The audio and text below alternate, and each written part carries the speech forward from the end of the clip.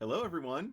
Welcome to our Thursday night talk with Phil Quinn and Greg Jamiel. Tonight, we're going to be speaking on an amazing topic, one that it really excites me. It's called totem animals. So, we're going to be really focusing on the magic and the gifts that totem animals bring to us in our life. I want to welcome you all to this talk, and I want to go over a couple of quick announcements with Phil and also with what I'm offering too.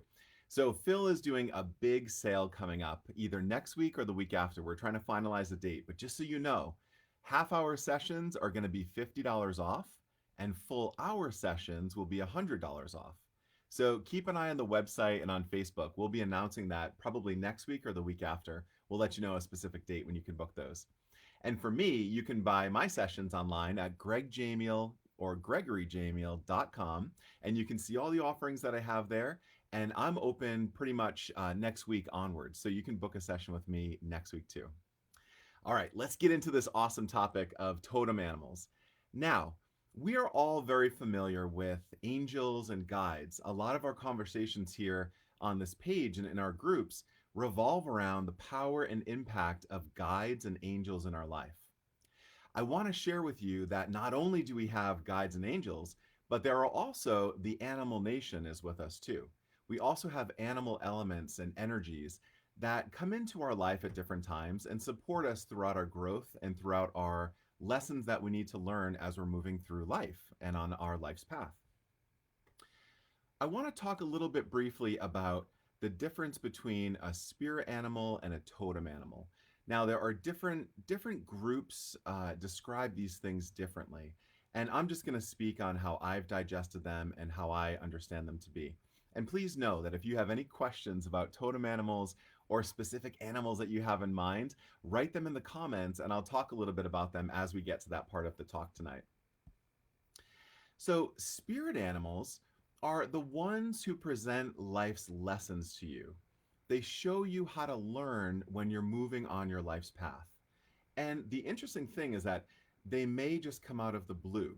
You may have an interesting dream of an eagle, say, and you just wake up and go, "Huh, it's kind of weird that I had a dream about an eagle." And then maybe the next day you're walking around and you see an eagle outside, and you start to see these animals multiple times. That's one of the ways that you can know that you're getting a message coming through for you. It's something that comes through automatically. And so these spirit animals may show themselves to you. And for example, if you see an eagle or if you're dreaming of an eagle, and it will encourage you to look at your life and kind of take that eagle's perspective of the very high up area. So maybe looking at your life from a different perspective and just taking that time. If you ever watch an eagle fly, how effortless it seems. They kind of catch the currents of the winds and they rise and fall on that with ease. And they're really efficient in how they use their energy. So these are all lessons for us that we can also pick up on and implement in our life too. Okay. So spirit animals are the ones that come to us in that way. Totem animals, on the other hand, we may call out to them. We may say, I'm feeling I need some courage right now. I'm about to do something really amazing in my life, and I need some strength. I need some strength of a stallion or a big horse or a Mustang. That type of energy that you see them running on the plains out there, totally free and wild and unharnessed and untamed. So we can call on those animals in that specific time to kind of weave in their gifts and lessons into our life. All right. So we have these two different animals here: spirit animal, totem animals. The spirit animals will play an impact on your spiritual life's path and your life's progression. So maybe you're, new into meditation. I'm gonna take a sip. Maybe you're new into meditation or connecting with your spirituality, and so you may feel or sense some type of animal. Um, Maybe it's a crow or a raven. You start to see more as you have begun down this new spiritual path. Now, crows and ravens are the bringers of magic. And so they're the ones that do the transformation. And if you ever look at a crow or raven, if you watch them how they move, they are highly intelligent and they're drawn to shiny objects, which is kind of funny because most of us are, but they're also highly intelligent and they pass things on to their children through generations. And so if you start to see these crows and ravens and you're on your spiritual path there, it may be encouraging you to kind of be open to the magic that's at hand for you, that kind of the mystery, the great mystery they call it. So those type of animals will kind of um, get you to think outside of your normal focus that you have there. Okay. Totem animals, on the other hand, are the ones that you're calling out for health, for help. Now, one of my favorite animals that I'm working with currently is the bear. And the bear is the animal that lives in the West. And so, again, as I'm describing what these animals do and their characteristics, the main message I want to share with you is how can you, in your own life, look at these animals and uptake their lessons for yourself? So, what I mean by that is when you look at a bear and interact with a bear, whether it's on TV or out in nature or just in a photograph, it's going to trigger something inside of you. It's going to represent something inside of you. And that thing may be different than what it does for me. And so I just want to make sure that you realize that these lessons, you can Google animal totems all day long, and there are thousands of different descriptions of them. But the real thing, the thing that I want you to take home from this talk tonight, is that it's how you interpret those lessons in your life. So getting back to that bear, I see the bear as hibernating, right? We're in fall now, moving into winter. It's the time of year when bears go into their den and they hibernate for the winter. They go into a deep sleep.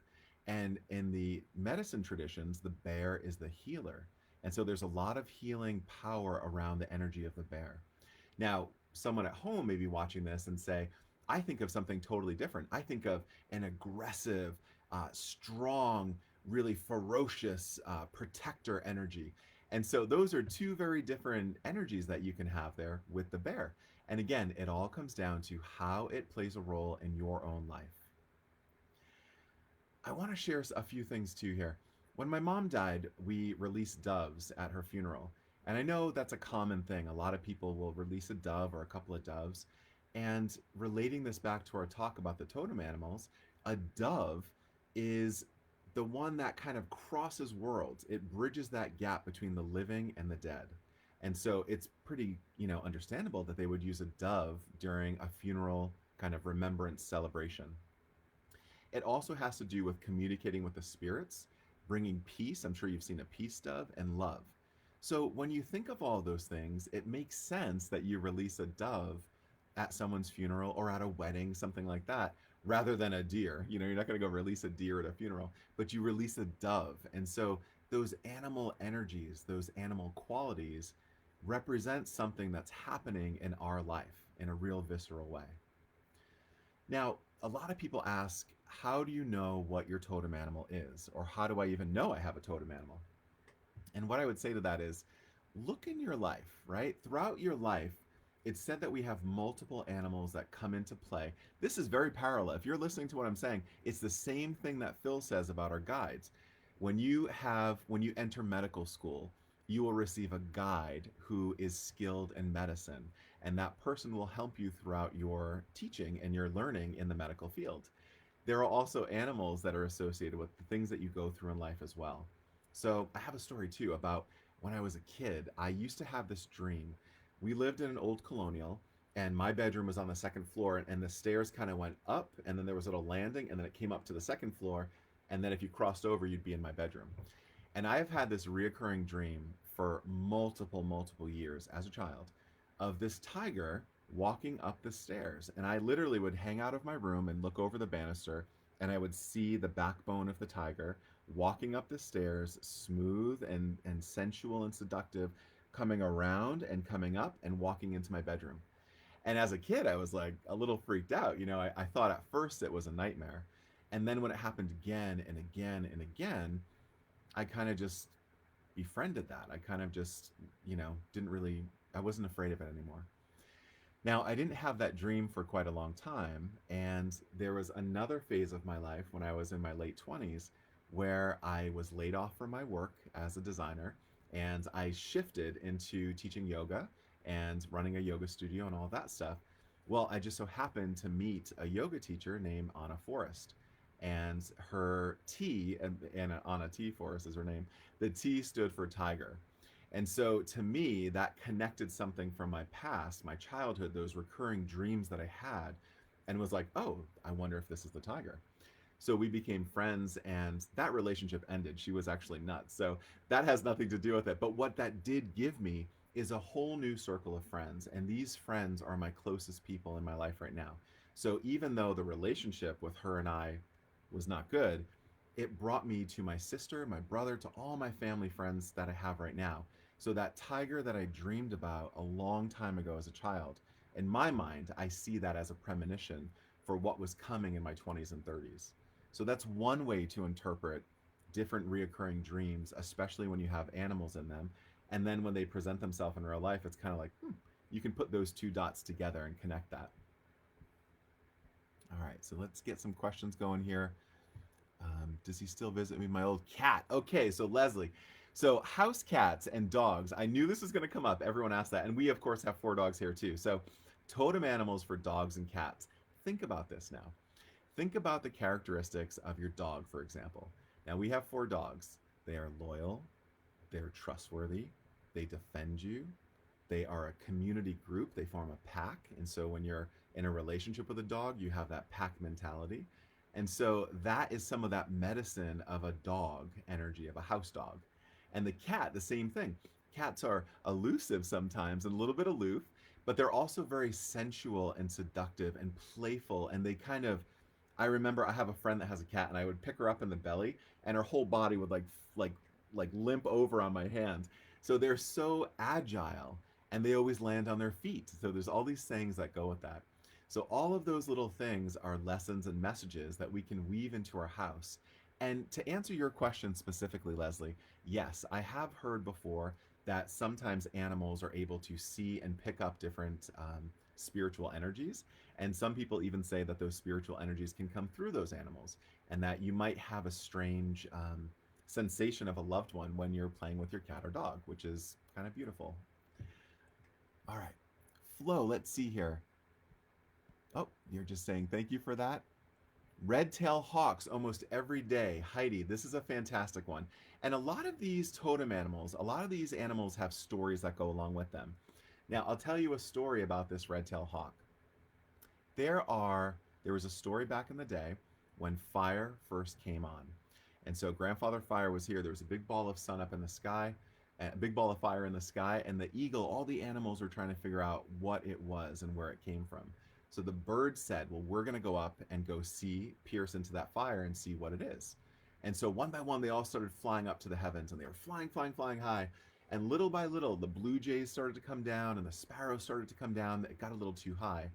And so only at the very end, the hawk and the eagle were the ones who pierced through the sun, and they found the phoenix. They found that bird on fire. And the hawk is the one who carried that flaming feather back down to earth. And so if you have this hawk energy that you keep seeing, maybe look a little bit more into the fire element. Look a little bit into that hunter energy, right? There might be something in your life that you have a goal, you've set your eyes on, you've set your sight on, and maybe that energy that's coming through with the hawk is trying to remind you to manifest that goal and to really reach your dreams and goals that you've set. So thank you for sharing that, Heidi. Karen, three-headed snake and a mongoose. So Karen, that's a very interesting one. I'm actually not sure what a three-headed snake represents, but what I would ask you is, what does that represent for you? There's obviously something that you've seen along the way, or something in your meditations that is encouraging that three-headed snake to show itself to you, as well as the mongoose.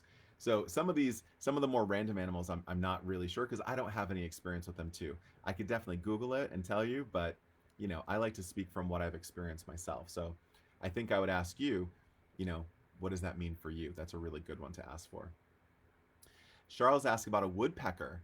So woodpeckers are amazing animals, and that woodpecker family has lots of different variations in it. There's flickers, different scrubs, all these different birds. The woodpecker is the one who is hammering at that same thing. So think of your life and think of an issue that they have that tenacity to keep hammering at that wood to make a home for itself. So through hard work, it's building a home, it's hiding its food, or it's finding food. And so that perseverance of the woodpecker is something that you again can weave into your life. I want to share a little bit more too. There's different ways that these animals come into your life, and I think it's important to share that. Again, sometimes people may meditate about this and say, okay, I keep seeing an animal in my mind. But I would ask you too, as a child, was there an animal that you saw quite often? You know, did you always see something out in the wild, or did you dream of an animal? For me, one of my early ones was a blue jay that I saw in our crabapple tree outside of our dining room. And so for years and years, I would watch this family of blue jays have babies, hatch, and it was all from the safety of our dining room looking right through the window. And so I've always had a real affinity for blue jays. And for me, blue jays remind me of home because of that specific thing. Now, on the West Coast, there are no blue jays. There are scrub jays and stellar jays. But when I see them, I still get that sensation of home. So think about that when you were a young child, those dreams that you have, or if you went to an aquarium and you were always running to the penguins, you know, what does that mean for you now? Does that medicine mean something for you at this point in your life? Messages come in different ways too: meditation, dreams, your thoughts, or actual physical interactions. Sometimes people say, like, have you been attacked by a certain animal? You know, you may have been attacked by a mountain lion or a cat or some, you know, some animal that kind of bit you or attack, or a spider or something like that. All of these animals, even when they attack you, they're getting your attention. And so that's something to think about as well. The last thing I want to share with that too is your animals often represent qualities that you see in yourself or that you want to see in yourself. So, again, notice the animals around you and how they interact with their world. And they may do things that you want to uptake in your own life and implement in your own life. Maybe you need some courage. Maybe you need some strength. Maybe you need some playfulness. You know, you can bring that monkey energy in there that's very moving and high vibrational and kind of all over the place. If someone's really quiet and down, you may want to bring in some monkey energy to kind of break that up a little bit. Leslie, I see robins. Oops, sorry. I see robins since my dad passed. Yes, now this is a very beautiful thing about birds. From my own experience and from what I've been taught, birds are the ones that communicate with the other side. So you may often find feathers in your path or on your doorway or something like that. They leave feathers for you. And I have a personal story about that that I'll share at another time. But birds leaving, making offerings of their bodies or of their feathers or something, is a really strong message that someone from the other side is trying to connect with you. And I think we spoke about this too in one of our other talks as well. So, yes, after someone dies, it's pretty common to see the same bird oftentimes. Meredith writes, eagles, ravens, and deer come every day. So Meredith, that's a really beautiful thing. Now the eagles I spoke about, that higher perspective. Ravens I also spoke about a little bit too, that kind of magical mystery of life and that kind of spiritual, um, uh, just kind of, I want to say magic again, but that spiritual, the unknown, right? That wisdom in the unknown, that they can see that kind of. If you look at their feathers, the blackness of their feathers, there's actually rainbows in those feathers. If you look closely, you can see red and purple. And so that kind of gives a little message there of the mystery of the raven, too. Now, deer is something else that's really amazing. Deer don't really have a home. So, deer are wanderers. And so, if you are seeing deer all the time, it may be encouraging you to kind of step out of your comfort zone, to step out of your own box and shell at home and try to explore some other areas around you, or at least not be as fixed in one position. I want to share something else here, too. Drumming. We're going to be working with drumming in a couple of weeks. I'm going to have a whole talk about drumming and different shamanic tools like rattles to use. But what I want to share about the drums in this talk is that each of these drums are made with a different hide. So this is a drum that I made here in Washington, and it's a bear hide. So this at one time was a bear. And when you play this drum, it brings that bear energy back to life. So whatever the animal that actually had this as its skin, at one time it was walking through the meadows and feeling the sun on its back and feeling the rain on itself. And so all of those energies are still here in this drum. Now I spoke a little bit before about the healing energy of the bear. And so when I play this drum, I work with healing energy. I will only use this drum on myself or on someone that needs some healing. I have many different drums here. Another drum that I was just gifted, which is a beautiful, absolutely gorgeous drum, is a buffalo hide. Now, buffalo hide is that kind of spiritual gateway, and there's a lot of different stories about the sacred white buffalo. So, again, when you play a buffalo drum, this brings the spirit of that buffalo back to life. And so it's a really good tool to use for meditation or for journeying. Sometimes you will just play your drum, just play a beat and close your eyes, and it will take you somewhere. And oftentimes you may feel that, like when I'm playing the buffalo drum, I often feel that stampede energy that the buffaloes have when they all walk around. So I have my little dog next to me here trying to smell these drums. So yeah, so the different drums and rattles that you may use, they're all made from those different animals, and those animals come and help your ceremonies as well. Let's see what else we have here. Where do these animals come from? So Kimmy, that's a good question. Where do these animals come from? They are the same place that our guides come from. So they come from the divine. Now, again, that's when we're talking about our spirit animals or the totem animals. The spirit animals will answer our questions and teach us things that we need to know so that we can move on our spiritual path. So, where they come from, I'm just going to say from the divine, because that energy is universal. That energy is transformative. And I don't necessarily mean that you may have a bear walk into your house, but you may sense a bear. You may see a bear in your mind. You may have a dream of a bear. So when you talk energetics, a lot of times there's a difference between thinking about it yourself and realizing that it's from the divine. And so there are ways that you can kind of make that differentiation. If you feel like you are consciously um, manifesting that in your mind, you may be calling upon the totem energy of a bear. But if you just out of the blue start to have dreams of a bear and start to see them and sense them and feel them without even thinking about it, that's more of a spirit animal. So that's more of a divine gift and energy there. Snakes there. Sherry, thank you for asking about snakes. Snakes are huge. Snakes are big ones. Snakes represent transformation. Now, we also had a question earlier about the three headed snake. So I don't know the difference of the three headed snake, but again, if you watch a real snake, how it moves and how it interacts, and the quickness of its attack, the steadiness of its sight, how it sees with its tongue, how it senses with its tongue, it has all these different characteristics that, again, may be teaching you to broaden your scope of seeing outside of your box. So you may have one point of view, one vision of a solution of a problem. If you keep seeing snake energy, you may be encouraged to shed your skin, to shed those old beliefs, and look a little bit broader at something out there as another solution to your problem. Lisa says, I had a hawk almost fly into my front car window 2 days in a row this week.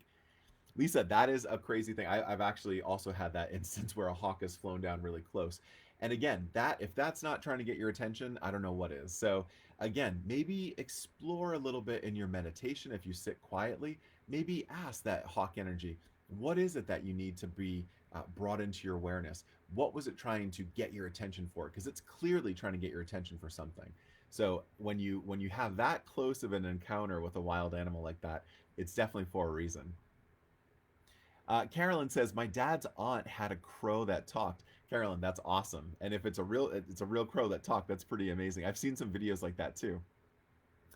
Jamisha says my 6-year-old daughter saw two birds floating over her repeatedly and found a feather all in one day. Jamisha, that's a perfect thing that we were talking about. When you have those dreams, right? You have that gift of sight. You may be seeing birds or something like that, and then you go out and in the real world they're manifested by leaving feathers for you. That's a really good sign that there's some energy there trying to connect with you, or at least trying to get you to recognize what that bird is trying to share with you. And again, you're the only one who will be able to interpret that in your own way. But what a beautiful gift to be able to have a dream of a bird and then find its feathers too. So Meredith says, "Oh my God, I have a mason jar full of random shiny gifts from the Raven. He leaves them on the front porch. Jewelry, pendants, coins that are guitar picks. It's insane." Meredith, yeah, ravens are quite interesting with that. They definitely find those shiny objects, so that's a good one. Beth asks, can we use objects to draw spirit animals to us? For example, leaving shiny objects out in the yard to attract crows or ravens? Or do the animals need to find their own way to us according to our needs? So Beth, that's a fantastic question. Thank you for asking that. One of those answers is if there is a totem animal, again, totem animals you are going out calling in. Spirit animals are kind of coming into you no matter what for what you're going through in your life. If you are, I would say that you don't have to go leave shiny objects outside if you're wanting to attract ravens. I would say kind of put that call out on your heart, maybe light a little bit of sage or cedar or incense or palo santo, something like that, and call out to those animals, those ravens, if you want to invite them in to be your totem animal. And what you can automatically do is begin already to start to feel and sense whatever energy it is about that raven that you're wanting to call in. Start to implement that in your life today. And that is kind of casting that first stone. So you're already putting that call out to those animals that you're looking for their help specifically. And then maybe it will show up in your dream or in your visions that way. Let's see here. Any other questions? Lots of dogs and cats. Yes, definitely dogs and cats. Linda says mine is a horse. I think mine is a horse. So, Linda, I was definitely a horse energy, working with that energy for a long time. And that horse, if you think about it again, the horse is the carrier of the people.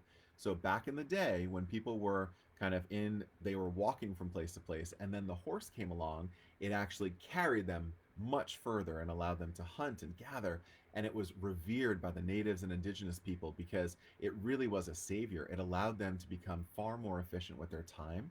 And so that horse energy, think of that beautiful, graceful, they're gigantic animals, and yet they're so full of grace. And so that is something that you can incorporate in your life too. I'm a fellow horse as well. Let's see here. Jamisha says my squirrel came to me every day at 4:41 for 6 years straight, and even came inside my back patio and crawled on me with love. LOL, my mom was horrified. Jamisha, that is amazing. Yes, to have that type of relationship and bond with a squirrel is pretty fascinating. We have a lot of chickens here on our property, and chickens are pretty funny too because a lot of people think, oh, they're just chickens. They're simple circuitry. They're not that bright, but they have a pecking order. They have that drive, and there's a whole community relationship. And so, seeing, watching, noticing, and becoming more aware of the different relationships that animals have within their own packs is a whole nother fascinating area to look at because you will see how they begin to interact with each other and how they impact, and how, again, with chickens it's like there is a pecking order. I've seen the boss hen, right? We have all ladies, all the hens out there, but one or two of them are the boss. They're definitely the head chick. So it's interesting to kind of pay attention more of that too. Let's see, horses. Can bees be a totem animal? One, amazing question. So think of bees. Bees are a fascinating animal to have as a totem. Now, bees are, again, thinking in that hive mentality, thinking of community, and they also bear this amazing sweetness, this honey, um, this royal jelly, that jelly of the queen bee. They have really an ability to move and pollinate things. So they spread information, they spread ideas around. And so all of those aspects are really powerful aspects of the bee. The bee is a really beautiful totem animal to have. And this brings up a really good point. Sometimes some of the animals that we may have in our mind, I want to be a bear, I want to be a big strong bear.